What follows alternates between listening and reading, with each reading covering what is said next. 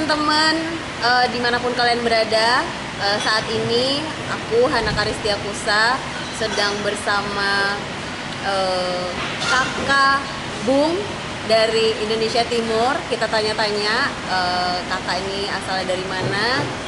Terus kita ngobrol-ngobrol sama beliau soal keorganisasian dan soal pemilihan capres ke depannya gitu kali ya. Selamat sore kakak Bung. Ini sepertinya dari Indonesia Timur face-face-nya. Kakak dari mana? Saya dari Maluku, Kabupaten Kepulauan Tanimbar. Oke. Jadi kakak namanya siapa? Boleh diceritain latar belakangnya, latar belakang berorganisasi mungkin ya, atau sekarang kegiatannya apa? Boleh diceritain ke teman-teman yang nonton. Saya nama lengkapnya Frankie Darwin. Frankie Darwin. Saya sebelumnya di GMKI. GMKI. GMKI itu kepanjangannya apa, Bung? Gerakan Mahasiswa Kristen Indonesia. Gerakan Mahasiswa Kristen Indonesia. Ya, Oke. Kalau program organisasinya dari Gerakan Mahasiswa Kristen Indonesia, kemudian GAMKI, Gerakan Data Muda Kristen Indonesia, dan saya sudah purna bakti. Purna bakti. Ya, meskipun sudah purna bakti, namun sebagai senior member dan juga kader GMG tetap kita menjaga komunikasi yang baik di lintas senior maupun junior. Oke, mungkin masih memberikan support secara supporting system lah. supporting system untuk adik-adiknya ya, Bung. Oke. Kalau sekarang kegiatannya apa nih, Bung? Masa kegiatan berorganisasinya apa? Ya. Kan tadi sudah selesai di GMKI, berarti sekarang apa masih ada aktif di organisasi kah atau di komunitas kah gitu, Bung? Selain aktif di organisasi, saya juga backgroundnya sebagai entrepreneur. Kemudian saya punya komunitas dulu namanya Indonesian Youth Updates. Nah, adalah platform anak muda yang fokus pada isu-isu kepemudaan, kemudian pemberdayaan, dan isu-isu global atau internasional isu. Nah, dan saat ini saya ada dalam Berani Satu. Berani Satu. Jadi Berani Satu itu bersama Anies menuju Indonesia Satu. Bersama Anies menuju Indonesia Satu. Oke. Kalau jabatannya di Berani Satu tuh sebagai Sekretaris Jenderal di Berani Satu. Oke, Sekjen. DPP. Iya, DPP. Oh, oke. Berarti tadi sudah sempat disinggung backgroundnya GMKI, Gerakan Mahasiswa Kristen, lalu disinggung juga saat ini sedang aktif di Berani Satu. Berarti saya menyimpulkan abang ini pendukung Anies. Apa nggak takut dibilang kadrun, Bang? Karena saya pun juga sudah sering dapat cemooh itu gitu. Ada si kadrun gitu. Kalau abang sendiri takut nggak? Iya, agak flashback ketika 2014 sebelum Pak Anies menyatakan sikap politiknya menjadi capres. 2014 itu saya sudah mengidolakan beliau. Oke. Jadi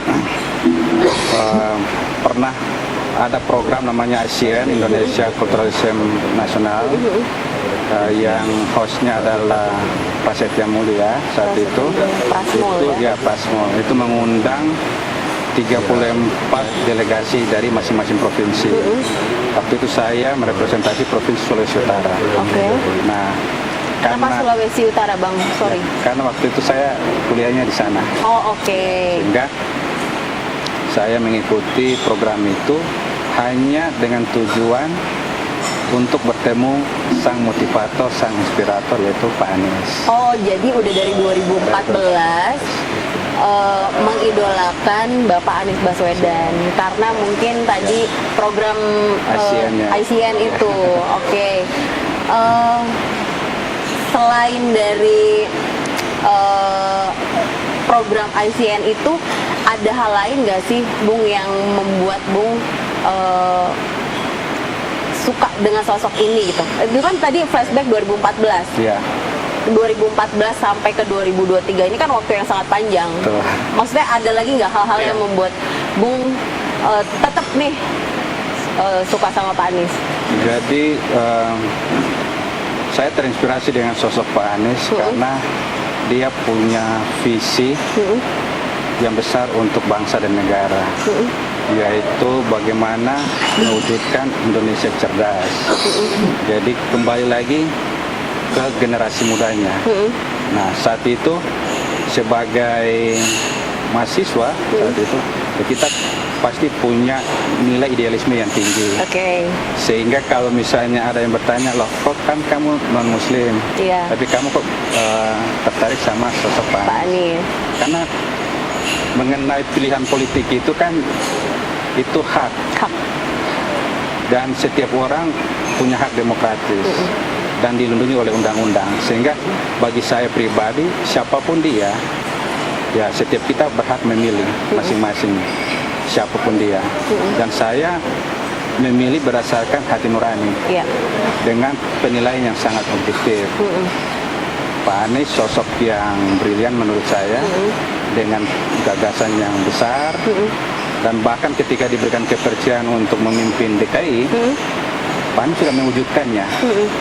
Dan boleh kita lihat secara kasat mata bahwa kepemimpinan Pak Anies bukan hanya melaksanakan program-program pemimpin pendahulu, tetapi juga mewujudkan mimpi pemimpin pendahulu. Baik, kita ambil contoh program MRT atau LRT itu kan sejak zamannya Pak Gubernur Sutioso, kemudian dilanjutkan oleh Pak Pausibowo, bahkan ke Pak Jokowi dan Pak Ahok, dan itu diwujudkan oleh Pak Anies mimpinya itu.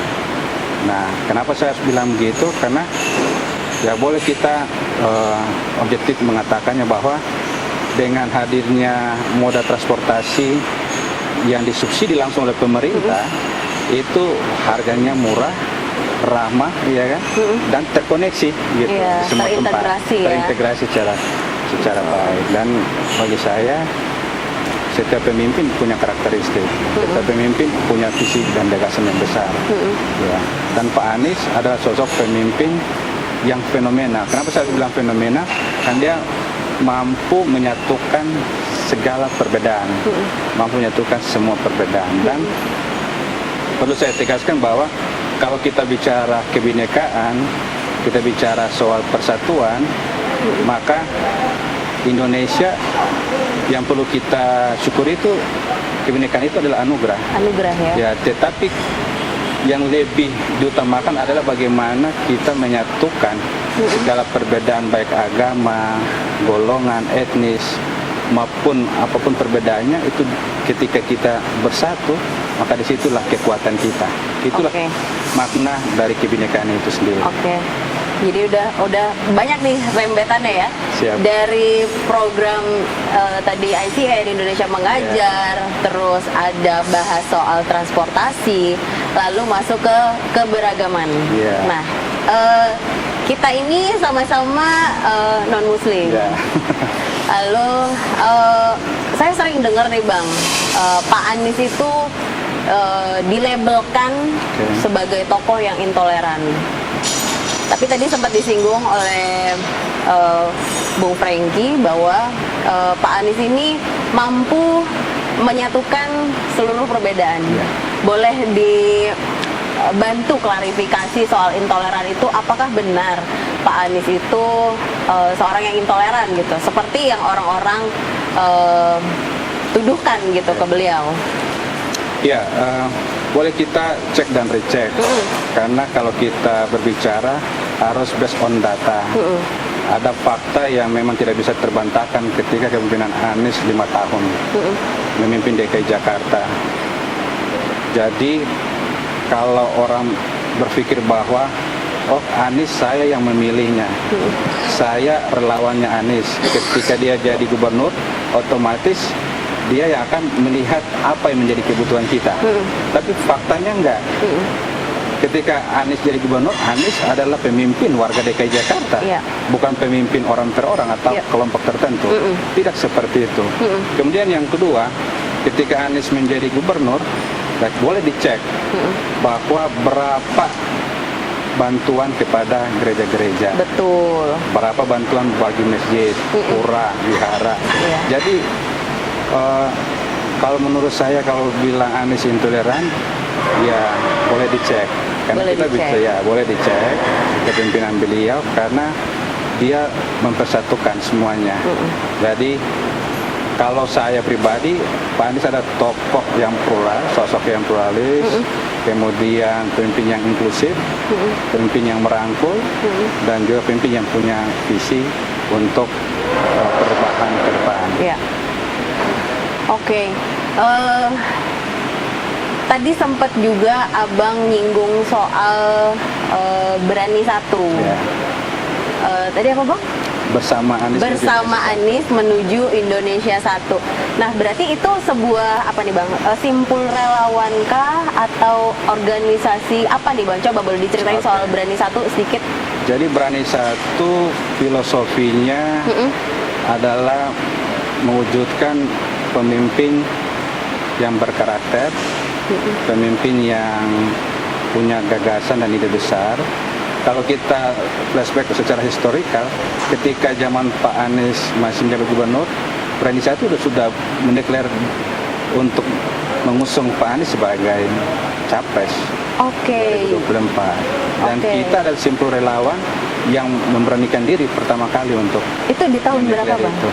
Dari tahun 2017 kita sudah 2017. Oke, berarti sudah sepakat sehati mendukung Pak Anies dari 6 tahun yang lalu ya.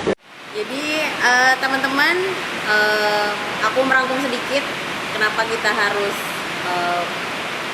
pilih Pak Anies, kita harus dukung Pak Anies karena yang pertama beliau adalah sosok yang cerdas. Dari program-program terdahulunya ada ICN, ada Indonesia Mengajar, beliau juga mengayomi seluruh elemen agama dengan program-programnya yang sudah berjalan, yang sudah real, nyata di lapangan, dan Pak Anies mengedepankan keadilan dan kesetaraan buat seluruh warganya, gitu ya. Frankie, Darwin yang udah mau ngobrol-ngobrol di sore ini. Ketemu lagi dengan aku di lain kesempatan. Makasih. Terima kasih.